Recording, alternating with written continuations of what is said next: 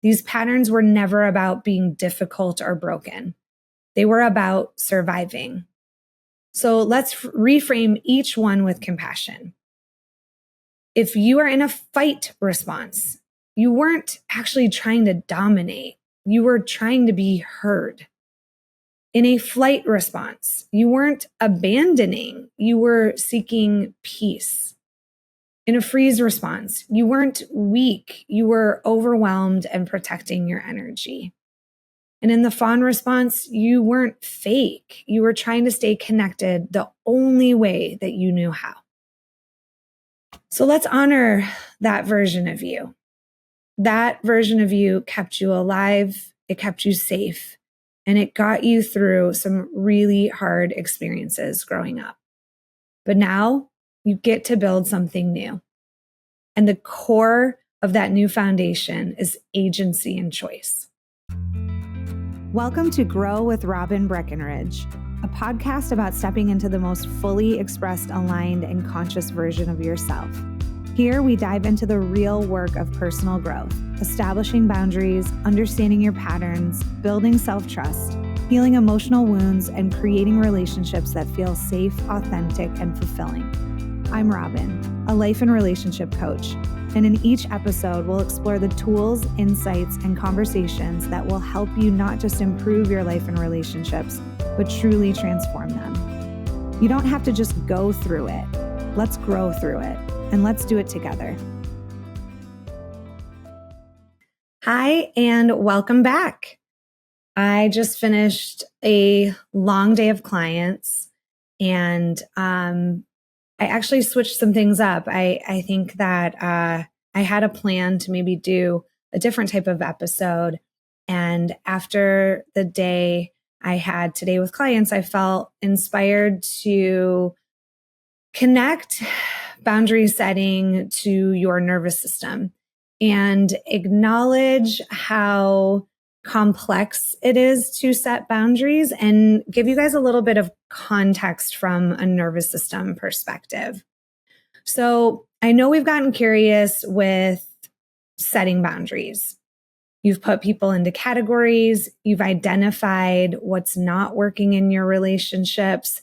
But I do have to address something that's real and happens to everyone when we're setting boundaries. In real time, it gets messy. Maybe you plan to speak up, but instead you give in and say yes when you mean no. Maybe you disappear. Maybe you over-explain or you freeze. And afterwards you think, what just happened to me? I had this worked out. If that's ever been you, I want to say this very clearly. You're definitely not broken. You're not weak, and you are not failing at boundaries. You are having a nervous system response. And this episode is about exactly that.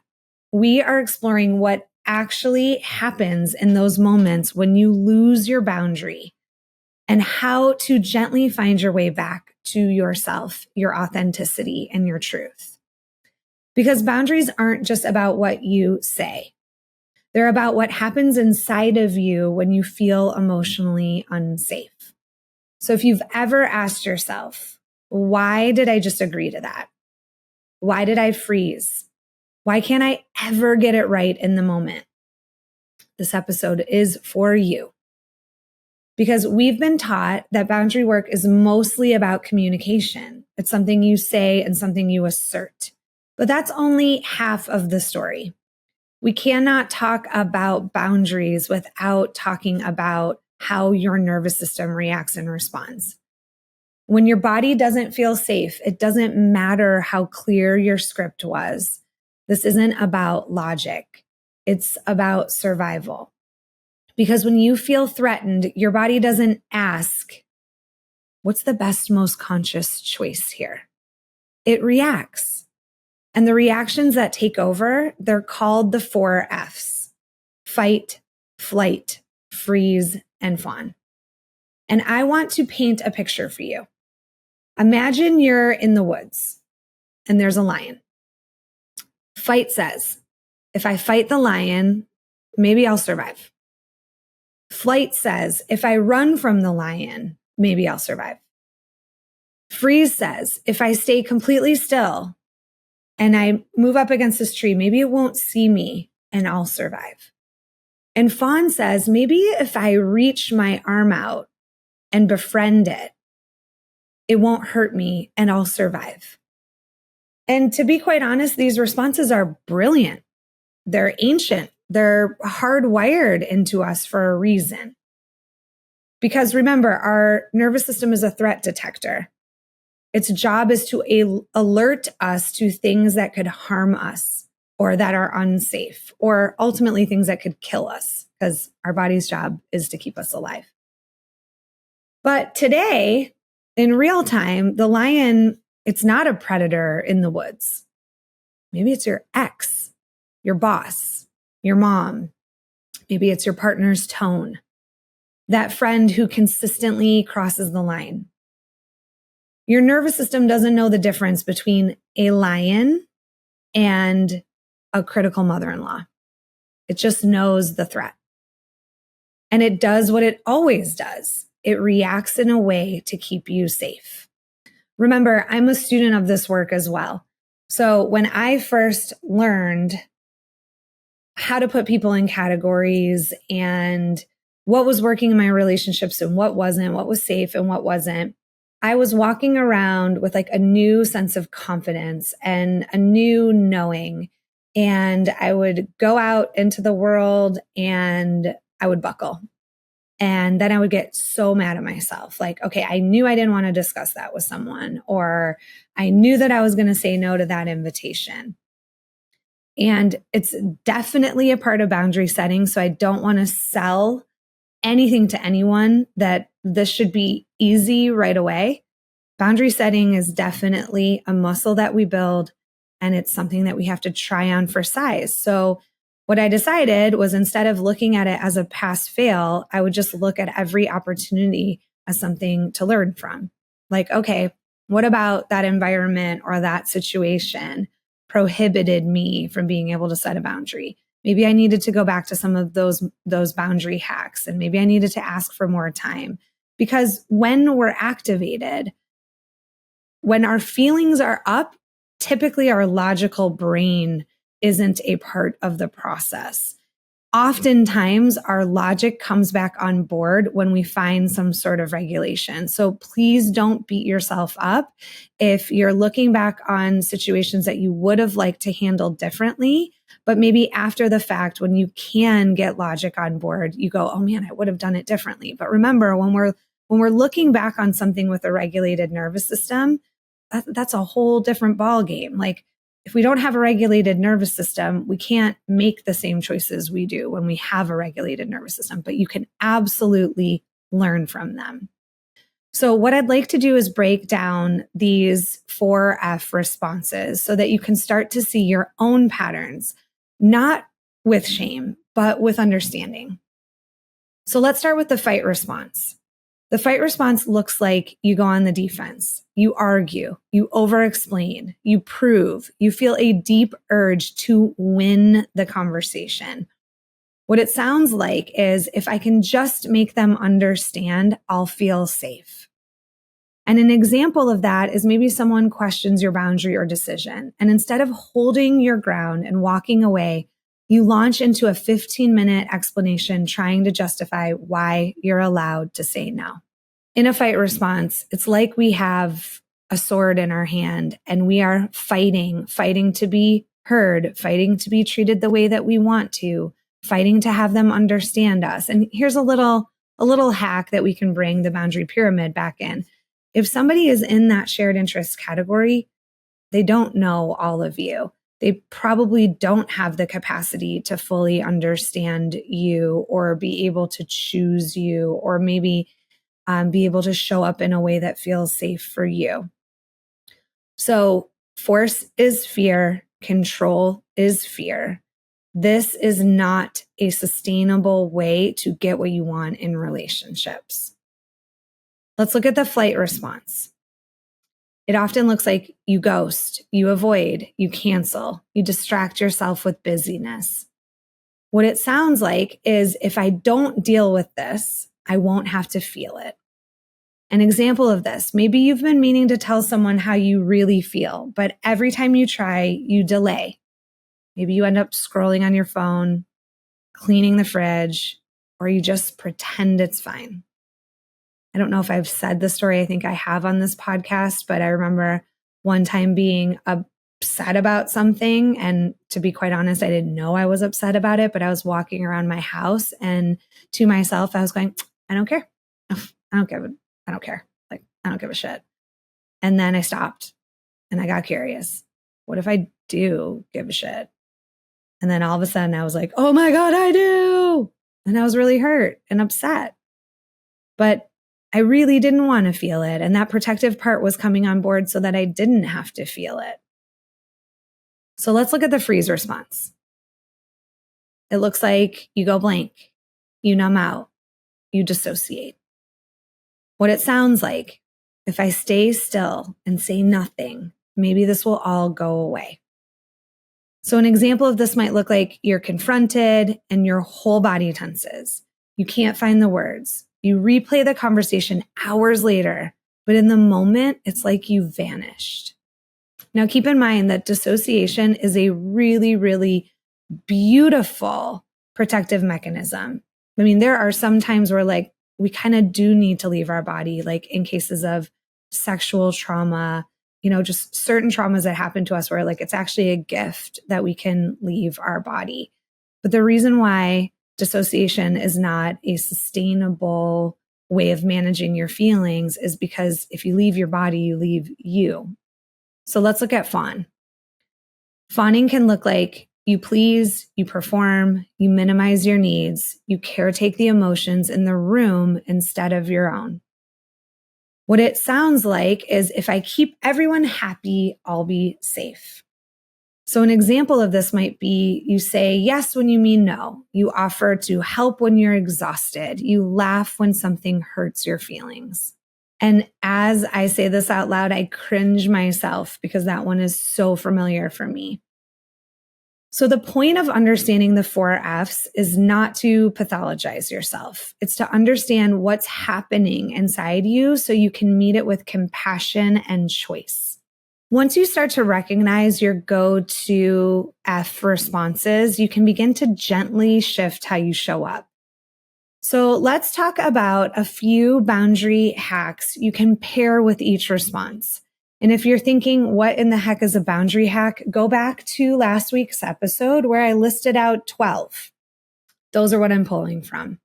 Keep in mind that you're probably doing some of these responses, like more than one of them. Like maybe you go into flight with certain people, but you go into fight with other people, or you fawn in certain situations like work, but in your marriage, you are more in a fight response. So these can be applicable to anyone, but generally speaking, when we're activated, we probably lean towards one of these more than the others. So if your dominant response is a fight response, you can try these boundary hacks, like change the subject. Do it differently. If you would normally go into proving or over explaining, then next time try to let someone have the wrong narrative or be wrong about you or say less. It's always important, like when you feel activated, you can take a full breath before responding. And if you're listening to this, not watching it, I just put my hand on my heart. Sometimes I put my hand on my heart if it's like too awkward in a room to put my hand on my heart. Sometimes I'll just place it on my belly. I can put it on my hand, but that's my way of grounding back into my body and reminding myself like, hey, Robin, I'm here with you. This hard thing you're doing, I'm right here. And another great boundary hack is to get curious. Like, am I trying to control right now or connect? If you lean towards a flight response, you can try setting a time limit before you respond or engage with someone. We talked about that in the last episode, like understanding the duration of time. A lot of times people that have that flight response will feel overwhelmed. So knowing like, all right, I want to time this by saying like, hey, I got 15 minutes for this conversation. And if we run out of time, we can pick it up another time. You might want to pre-write your boundary and send it as a message instead of verbally saying it. Now, so many people will come to me and say, am I allowed to call someone? Do I have to do this in person? And listen, this is like definitely an individual choice, but I come from the framework of the next kindest choice. If the only way you can tell the truth is via writing and not in person, then just tell the truth in the next kindest way possible for yourself and that other person. And then you might want to name that thing you're avoiding and why it feels hard so that we at least name it, we acknowledge it. You might want to get support around it. But these are some ways that we can approach a boundary when we know that we tend to have that reaction. If your pattern is freeze, you can try placing your hand on your chest or on your belly, like I said earlier, to kind of ground you back in your body. You can try silently naming the emotion that you're feeling, like, ooh, I'm feeling overwhelmed. I'm feeling terrified. And using that boundary hack of asking for more time to process is a really great tool, because when we're activated, I understand that when we're activated, a lot of urgency happens, but it's actually never a really good idea to communicate a boundary while you're activated or come to a decision when you're activated. It's a lot better to get curious while in the activation. And then when you're in a more regulated place, communicate the boundary or decide which approach is better for you. If you tend to fawn, again, you might want to ask for more time before committing, because if your default is like, yes, whatever you want, we might want to say, hey, you know what? I actually did this in my life. There was a period of time in my life where I was like, hey, I'm doing this thing differently. I normally like overcommit to things. And so for right now, I'm not making plans in advance. So I'm going to need some time to think about that invitation. If they're like, well, it's tonight, then you can go, hey, well, count me out if you need to know and need a head count right away. But that was my way of interrupting the pattern of just as a default, doing and being whatever someone else wanted me to be. Biting your tongue in your mouth, which was pressing your tongue to the roof of your mouth as a cue to pause. Like normally I would over disclose and give this person the information they want, or I would just agree to something. That is your way of pausing. And remind yourself in the fawn response, I can be kind and still have a boundary. So these are just some examples. There are a lot of other examples I could give you, but I have to be conscious of time and not overwhelming you with information. So these are not magical fixes. They're tools for self-loyalty, small steps that help you stay connected to yourself in the moment.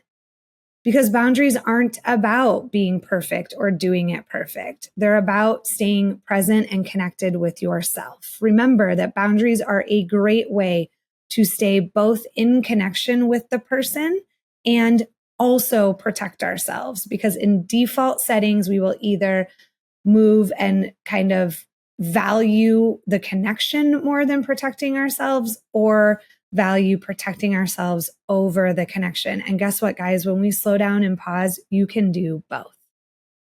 So let's take this inward for a minute. I want you to ask yourself, what's one situation where my boundaries tend to disappear? Or maybe you've been listening to this series on boundaries and you've already tried. And like I was describing earlier, you've got yourself all prepped and ready, and then you're in the moment and it doesn't happen. Maybe it's talking to your dad or being around a friend who drains you. So I want you to think about, where does it happen? What is your go-to F response there? Do you freeze? Do you fawn? Do you fight? Do you flight? And I want you to think of one micro shift that you could try the next time. Maybe it's pausing before reacting and responding. Maybe it's sending a message instead of speaking in real time. Maybe it's walking out of the room with love because that behavior is inappropriate, or it's a boundary that you've already set that someone else is pushing. You don't have to do it all, but if you try one small new thing, your nervous system starts to learn, I can stay with myself. I don't have to abandon myself to be safe anymore. So let's go even deeper and let's talk about what the 4Fs feel like when you're experiencing it. So if you are in a fawn response, you might feel liked, but you do not feel known. People love being around you, but you often disappear inside their needs. The freeze response. You might feel misunderstood. You might be in such a state of confusion that people don't really know what you're feeling or what you want. So they guess, but they often guess wrong. And if you're in a flight response, you might be seen as intense or intimidating or confrontational. Even when you're protecting something tender, your tone and energy can push people away. And if you're in a flight response, you may seem detached or unavailable. Even when you care deeply, your avoidance makes people feel like you're not really there. So let's take a deep breath. These can be the mirrors that are hard to look into. So let's let it land for a moment, but not in a way that creates shame, but a way that creates curiosity. So let's get curious.